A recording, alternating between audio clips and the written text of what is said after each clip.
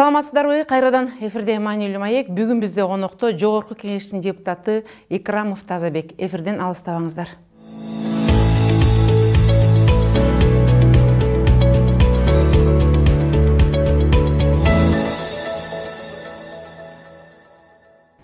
Саламатсызбы, Тазабек мырза, студиябызга куш келиптирсиз.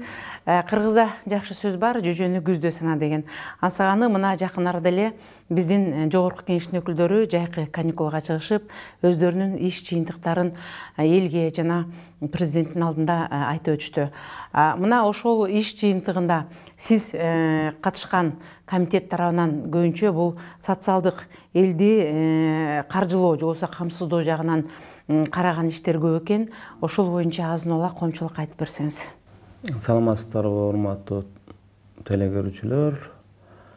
Эң негизгисин айтсак, быйыл президентибиз региондорду өнүктүрүү жылы деп айтты. Мына ошо региондорду өнүктүрүү жылына азыркы малда биздин өкмөт тараптан, депутаттар тараптан ошо иш-чараларды жүргүзүп алып жатабыз негизи. Региондорду өнүктүрүү жылында азыр бардык жерде ар ким өкмөт тараптан дагы, Жогорку Кеңеш тараптан дагы колдон келген колдоолор болуп жатат. Эгерде мен жеке өзүм менен айта кетсем, ошо президентибиз региондорду өнүктүрүү жылы деп баштагандан баштап өзүбүздүн округдарга ошол эле жол маселесин, спорт зал маселесин, ФАП маселесин уюштуруп, андан сырткары достук мамиледе ушундай спорттук иш-чараларды өткөзүп, кошуна өлкөлөрдөн Тажикстан, Өзбекстан, Казакстандардан чакырып, Кыргызстандын ар бир областтарынан чакырып, ушундай бир иш-чараларды өткөздүк. Андан сырткары азыркы малда биздин биз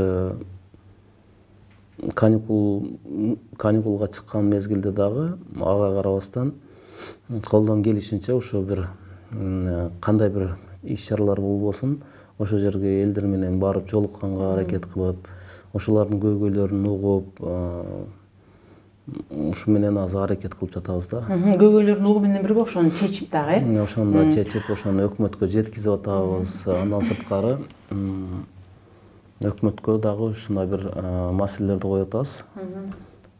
Региондорду өнүктүрүү жылында сөзсүз түрдө ар бир айыл жергесинде бир жакшы бир иш-чараларды куруп бергиле деп, ошо элдин суранычтарын, суу маселесин, жол маселесин дегендей, мектеп маселесин ошондорду алдыга жылдыруу үчүн өкмөткө ар дайым биз талаптарды коюп келе атабыз да.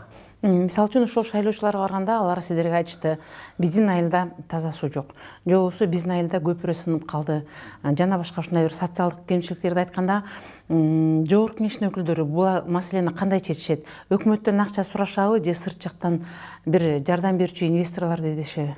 Негизи биз элдердин кайрылуусун өкмөттөн талап кылабыз. Өкмөткө талап кылып, өкмөттөн ошо эле суу чыгарган маселе же болбосо жол маселеси бул чоң каражатты талап кылат да. Мына ошол жерде ошо ар бир депутат өзүнүн элдин кайрылуусу менен ошо маселени көтөрүп, ошол жерде мына быйылкы жылы көп маселени мен да өкмөткө талап кылып, өкмөткө койдум. Ошол эле жол маселесин, ошол жердеги жолго барып атканда ошол жердеги больница бар, мектеп интернаты бар. Мына ошол жерде союз учурунан бери оңдолбой келген жол бар. Мына ушул маселени коюп кеттим. Эң бир мындай көйгөй да. Себеби ошол жердеги ошол жердеги 24 миңге жакын калк ошол жерди тейлейт, мындай өзүнчө шакекче, мындай кольцевой болгон жол да, бири-бирин бириктирип турган. Ушул маселелерди мисалы көтөрүп келе жатабыз элдерден. Андан сырткары мына биздин региондорду өнүктүрүү боюнча айтып атат, жанагы временный убактылуу өкмөт малында туура эмес национализация болуп кеткен объекттерди көтөрүп чыгып атышат. Ошолардын элдери кайрылып атат. Ошол жердеги миллион деген доллар менен кредит алып, азыркы күнгө чейин ошо же өкмөт тараптан чечилбей, же болбосо бир чечимге келбей турган объекттер болуп атат. Мына ушуларды дагы өкмөткө айтып атабыз. Региондорду өнүктүрүү. Эгерде биз туризмди өнүктүрө турган болсок, эмне үчүн жеке ишкерлерге биз ошолардын маселесин чечип, нары же бери кылып туура чечим менен чыгарып беришибиз керек. Мына ошол маселелерди көтөрүп, өкмөт менен азыркы күнгө чейин да тыгыз иштеп атабыз. Себеби ар бир ошол малда декрет чыгып, же болбосо национализация болгондо, буга чейинки ошол малдагы бийликте ошо Бакиевтерге эч кандай бир тиешеси жок боло турган болсо, межведомственный комиссия түзүлүп ошол жерден бир өздөрүнүн бир жыйынтыгын чыгаргандан кийин сөзсүз түрдө ошону өкмөт иштеп чыгарып бериш керек да. Ошол маселелер да, эми элдин кайрылуусу да ар дайым. Сиз жогоруда айткан маселелер боюнча чечилген учурлар бар, элдин кайрылуусуна көңүл бурулуп чечилген учурлар бар да. Сөзсүз түрдө биз мен эми өзүм аткарган чечилген маселе боюнча айтсам, ошол эле көп жыл бир айылдан экинчи айылды бириктирип турган өтө бир ушундай жөө басканга мүмкүнчүлүгү болбогон, же болбосо жай маалында ушунчалык бир чаңыган жолду мына президентибиздин айтканына жараша, президентибиздин колдоосу менен, Сооронбай Шарыповичтин ошол жердеги жол бүттү. Элдин канча деген бир мындай жакшы көңүлү. Андан бери 2006 жылдан бери бүтпөй турган спорт залды мына ошону бүтүрүп, мына региондорго эң бир өнүктүрүүнүн эң бир башталышы болуп ал бүттү. Март айында барып ошо бүткөн спорт залга эл аралык мелдеш өткөзүп келдим. Бул да болсо мында ошол жерде кошуна мамлекеттер менен достукту бекемдөө. Андан сырткары ошол жердеги айыл жергесинде ушунчалык бир эл аралык международный турнир болуп өттү да. Бул өтө бир мындай алдыга элди колдоо жана элге стимул берүү деген элдерге стимул берип, алдыга жылуу боюнча жакшы иш-чаралар өтүп келет да. Андан сырткары суу чыгарып атабыз. Сиз буга чейин айтпадыңызбы? Өкмөттөн сырткары дагы биздин ошо жанагы Кувейт фондун деп коебуз. Мына ушулардан мечит, ФАП курдук, элдин талабын. Заманбап ФАПтар курулду. Андан сырткары эле ошо таза суу чыгарганга чоң бир жардам берип атат да. Ушундай. Сөзүңүз каралжы, бул бүгүнкү күндө биздин аймактарда таза суу маселеси абдан оор. Мен ойлойм, президенттин биз региондорду өндүрүшүбүз керек, аймактарды өндүрүшүбүз керек деген ураанынын негизги нерселеринин бири бул таза суу маселеси деп. Андан кийинки сурообуз, сиз бир эле ушул социалдык тармактарга өтө көңүлүңүздү бурбастан, анын арасында дагы бир айтып кеткен, көтөрүп кеткен жакшы маселеңиз бар экен, бул мектептин директорлорун ротация кылуу. Бул оюңузду коомчулук колдогон экен, анткени бир мектепте бир директор 30-40 жылдап олтура берсе, ал ошол жерде отурукташып, коррупциялашып, же болбосо ошол мектептин өзүнүн жеке менчигине айлантып алган учурлар көп экен. Ушул көтөргөн маселеңиздин арты менен билим берүү министрлиги тарабынан же болбосо бир өкмөт тарабынан колдоо болдубу же болгон жокпу? Туура айтасыз, бул маселени эң негизгиси билесиздер, буга чейинки Бишкек шаарындагы 61 мектептен ошол жерден болгон ызы чуудан кийин чыккан, ошол жердеги келди. Жаш баланы ошол жерде сабап койгондуктан акча жыйноо боюнча ушу маселе көтөрүлгөндөн кийин көп ата-энелер кайрылуу келип түшөт. Мен ушу тармакта болгондуктан көп кайрылуулар болгон да. Негизи буга чейин ошо 20 жылда 30 жылдап отурган директор, мектептин директорлору бар экен. Булар чындыгында жеке менчикке айландырып алган да. Ал жерде өздөрүнүн каалагандай жумуш иш алып барат да ошол жердечи. Ошондуктан азыр бардык жерде билим берүү жакшы жагы дагы бар, бирок көпчүлүк алганда билим берүүгө анчалык мындай алдыга жылуу деген мындай азайып калган. Себеби ошондуктан мен буга чейин ушу бул жерде комиссия түзүлүп, комиссия менен текшерилип, бардык жактары каралганда ошондо айтканбыз, ушу мектеп директорлорун 5 жылдан же болбосо 6 жылдан ичинде ротация кылып, эгер жакшы иштеп аткан мектеп директору болсо, башка мектепке барып, ал жерде да коллективди көтөрүп, жакшы бир иштетсе, же болбосо ар бир мугалим директор болгусу келет, же болбосо завуч болгусу келет. Мына ушуларга дагы бир мындай стимул берип, алар дагы директор школа болгусу келип, же болбосо алдыга жылууга бир мүмкүнчүлүк бериш керек дегенче. Азыркы тилекке каршы бул маселе азыркы күнгө чейин Бишкек шаарында өтө бир кыйын акыбалда турат. Себеби бул жерде өтө бир мындай билим берүү министри дагы мектеп директорунун жумуштан алышы бул кыйын. Бул маселени керек болсо убагында биз премьер-министрге чейин ушундай бир өкмөткө дагы талап коюлган да. Министрди жумуштан алып коюш оңой, а мектеп директорун алыш деген булардын эч бир кандай бир колунан келбеген. Мунун себеби эмне деп ойлойсуз? Бунун себеби Бишкек шаарындагы мектеп директорлорун Бишкек шаарына мэрияга караштуу кылып койгон дагы мына ошол жерде өтө чоң бир мындай коррупциялашкан, мындай тамырлашкан өтө бир коррупция жатат да. Эми элестетиңиз, ар бир мектеп окуучусунан чоң деген суммадагы акчалардан алат да.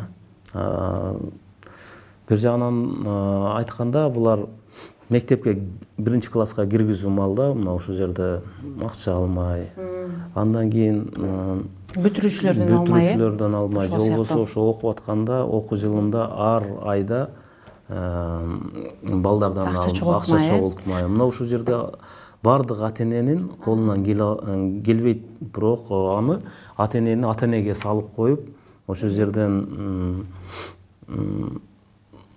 кыйнап, же болбосо ошол жерде мүмкүнчүлүгү болбой калган ата-эне болсо, ошону ошол жерде кысымга алып, же болбосо ошол жерде эч бир күнөөсү жок жаш баланы ошо өзүнүн класснын ортосунда, ошо балдардын ортосунда ошону ушундай бир басмырлоо, жаман акыбалга алып келүү, ушундай алып келип атат да. Бул жакшы эмес деп айтат элем да. Ушунун негизинде айтылган сөз экен, чындыгында эле сиздин оюңузга кошулуп, бүгүн ошо мектеп директорлорун ротация кылса, мүмкүн өзгөрүп отуруп орун алмашып жаңы келген директор бир өзүнүн бир жаңы демилгеси менен иштеп башкача болмок деген сөзүңүзгө кошулам. Андан калса чындыгында эле бизде бүгүн ушул шаар мектептеринин ошол мектептер өкмөт тарабынан, бюджет тараптан айлык акыларын алганына карабастан атайын мугалимдерге жетишпей жатат деп акча чогулткан учурлар көп эле кездешип жаткан. Бирок кийинки күндөрдө ушул Кудайбергенова министр, билим берүү министринин ушул нерсеге көп көңүл бурулуп жаткандыгы байкалып жатат. Мүмкүн бул дагы сиздин ушул жогорку кеңештен айткан сунушуңуздун бир негизидир деп ойлойбуз.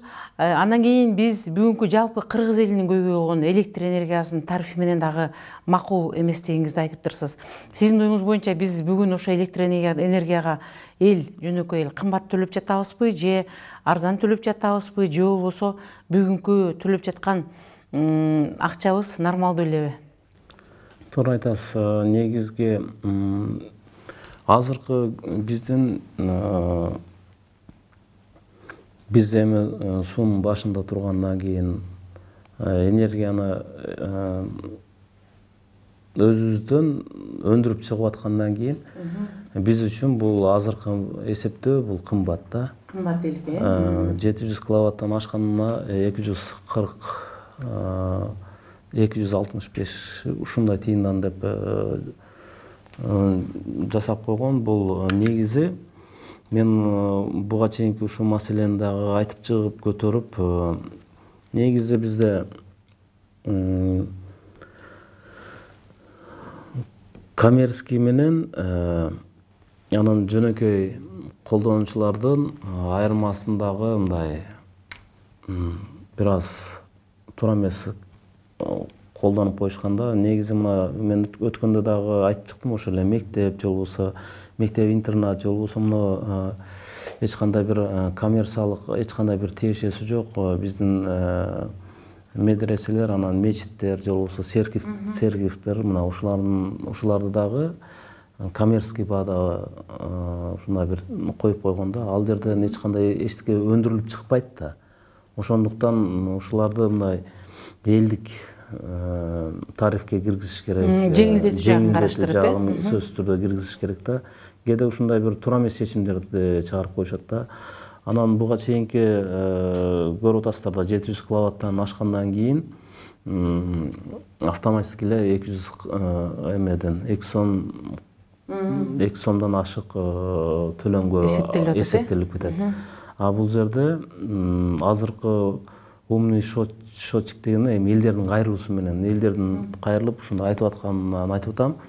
Ал ар бир эгерде бир эч кандай бир колдонуу болбосо деле, бир кадимкидей эле бир телефон уюлдукту мындай зарядка кыла турган деле сайылып, телефонун сайылбаса деле ошого деле акча кете берет экен.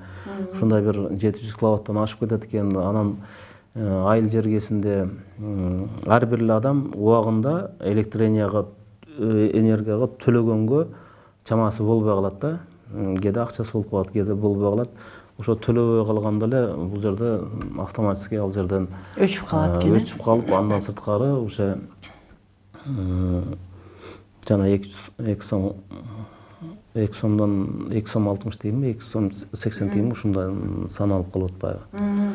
Ошондуктан биз суунун башында тургандан кийин биз өзүбүздө ушундай светтин баасын элдерибизге бир мындай арзаныраак кылып берсек жакшы эле болот. Бул жагынан дагы биз элдин ошол социалдык тараптан жардам берген болуп эсептелет эле. Социалдык жактан жардам бергенибиз да болот эле. Анан ар бир мындай элдин иштеп аткан ишине же болбосо алып аткан айлык маянасына да караш керек да. Башка кошуна өлкөлөрдө же болбосо кошуна башка мамлекеттерде светтин баасы мынча экен дейт.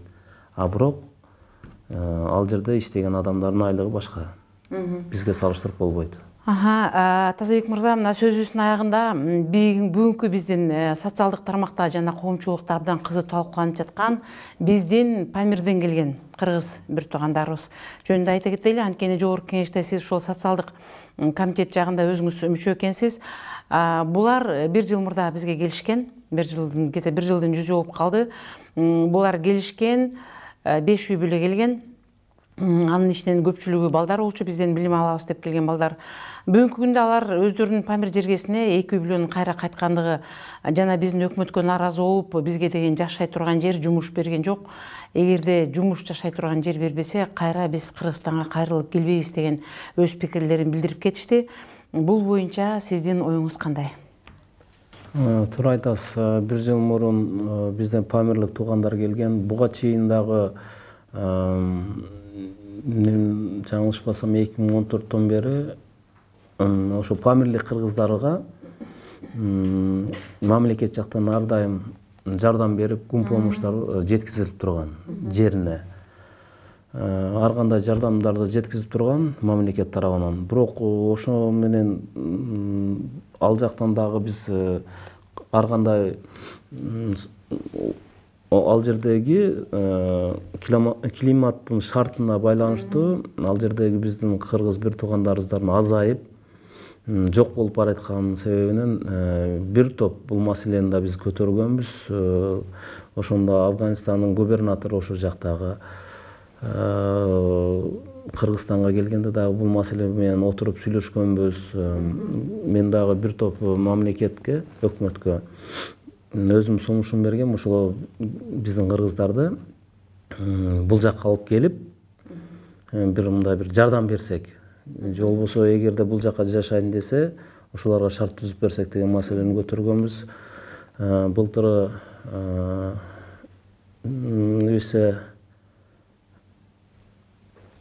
вице-премьер болуп иштеп турганда Чолпон Алыйын өзү башында туруп, ошол жерден бул жакка памирлик кыргыздарыбызды алып келген. Менин билишимде ошол жерде биз толук кандуу катышып турганбыз да. Ошондо бул жерде эң негизги маселе ал жакта биздин жарандарды Афганистан мамлекетиндегилер эгерде бул жака көчүп кетем же жашайын десе, аларды эч качан кое бербейт экен. Бул өтө бир алардын өздөрүнүн мыйзамы боюнча эч кандай бир мындай чыгарбайт экен. Биз өкмөт тараптан ушундай бир сунуш болуп, биз ушу балдарды окуталы, ушуларга билим берели деген максатта ал жактагы памирлик кыргыздын туугандардын балдарын бул жерге алып келип окутуп, билим берип, эгерде ушул ойдон алар билими жакшы болуп калса, кийин ал жакка барса дагы болот, же болбосо бул жакка калып калганга дагы шарт түзүлөт деген балдарына окутуу боюнча, билим берүү боюнча алып келинген да. Алып келинген, бирок эми ошо алып келгенде бир 5-6 үй бүлө келди. Мына ушуларды кандай балдарына билим бергенден сырткары деле өкмөт тараптан сөз түрдө бул үй жай менен, жумуш менен камсыз кылып койсо жакшы болмок да. Сөзүңүзгө аралжы, бул биздин афгандык туугандар келген малда биздин экс-президент Алмаз Атамбаев болуп турду эле. Ошондой адамдарды булар эми же кой же уй эмес да жөн эле жетелеп алып келип бул жака бир аз багып анан алып барып койгон. Бул деген биздин кыргыз туугандар, алар биз кыргызбыз деп айтып жатышат. Ошолорду алып келүүдө бул экс-президент менен кеңешүү, кептешүүлөр болуп, ал киши тараптан колдоо болду беле? Бул жөн эле же өкмөт өзү чечип эле алып келип бул жакка буларды орноштуруп койду беле? Эми бунун бардыгы өкмөт, ошол малдагы экс-президентибиз менен сөзсүз түрдө кеңешүү болгон болуш керек. Себеби ошончалык бир чечимдерди кылгандан кийин ар бир мамлекетте өзүнүн жарандары үчүн, же болбосо өзүнүн жараны эмес, жанагы этнический кыргыз болуп атпайбы? Эми ушундай бир биздин бир тууган, бир боор болгондон кийин ошонун аягында бир сүйлөшүүлөр менен алып келди да. Ошол малда алып келгенден кийин деле экс-президент Алмазбек Шаршенович деле ошол бунун бардыгын бир аягына чыгарып, учурунда чечип койсо болмок. Ошо келди, мына келгенден кийин Нарындын губернатору кабыл алды. Мына эмне деген мамлекет үчүн, же болбосо бир область үчүн, мамлекет үчүн, миграция кызматкерлери негизинен алганда мамлекет үчүн 5-6 үй бүлөнү биздин бордоштор үчүн ошо малда эле чечип, үй жай менен гана чечпестен, керек болсо бир иштеп айлык таба турган бир жумуш деле ачып берип койсо жакшы болмок да. Бул ошол 5 үй бүлө келген болсо, бизде болот го бир учурларда жер көчкөндө же болбосо суу каптаганда биздин жарандарга атайын бир окшош үйлөр салынып, жардам көрсөтүлгөн учурлар көп болот да. Ошол сыяктуу ушул 5 үй бүлөгө бир үй салып берип, киргизип, андан кийин биздин шарт жакса жашайбы же жашабай эле балдарын окутуп кетеби? Бул өздөрүнүн иши болмок. Эң бир туура айттыңыз да, мынча ушул жерде. Буну былтыры алып келип атканда, өкмөт алып келип атканда, ошондо экс-президент Алмазбек Шаршенович турганда, буларды алып келип аткан малда, ошол жерде биринчи шартты түзүп, келгенден кийин кайсы жака барасың, кайсы кыргыз, кайсы кимдер үйүңөргө киргизип аласыңар дебестен, өкмөт ошолорго мындай окшош үйлөрдү тургузуп, ошол жерде бир бир шарттарды түзүп, бир жумуш менен жумуш ордуна кандай шарт түзүп, же болбосо бир мал менен иштесе мал алып берип дегендей бир мындай шарттарды түзүп коюп, ар дайым ушундай бир түзүп бериш керек деп ойлойм да. Ушундай түзүп койгондо Памирлик ал жактагы биздин туугандар келгенде ошол жерге бир мындай өзүнчө бир городок болсо, мына ошол жерге келип балдарын окутуп, билим алдырып, каласы өзүнүн Памирине кетип, балдары өздөрү эми ошол жердеги возрастка жетип калган адамдар, баягы туулган жери топурак алтын деп коет, алар ар дайым бул жакта калып жашап кетиши өтө кыйын болот. Эгерде балдарын окутуп, бул жерде билим алдырса, мына ошо климат менен биздин Кыргызстандын климатын өздөштүрүп, ошо келечекте ошо балдары мүмкүн калып бул жакта калып калмак да. Чындыгында эле кыргыз үйүнө конок чакырарда биринчи бере турган тамагын жата турган жерин даярдап алып, анан алып келген биздин бир улуу салт бар эле. Ага карабастан бул келген биздин жердештерибизден же жашай турган жери жок, же жумушу жок алып келип, бир аз бир туура эмес одоно мамиле кылып койдук деген пикир көп коомчулукта да жаралып жатат.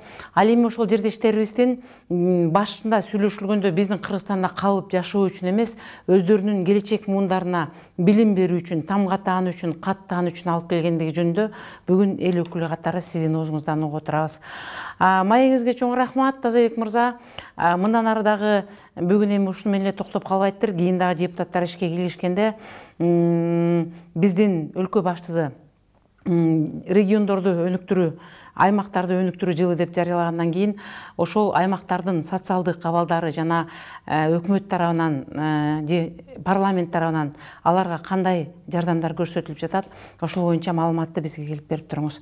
Саламатта болуңуз. Саламатта болуңуздар. Рахмат.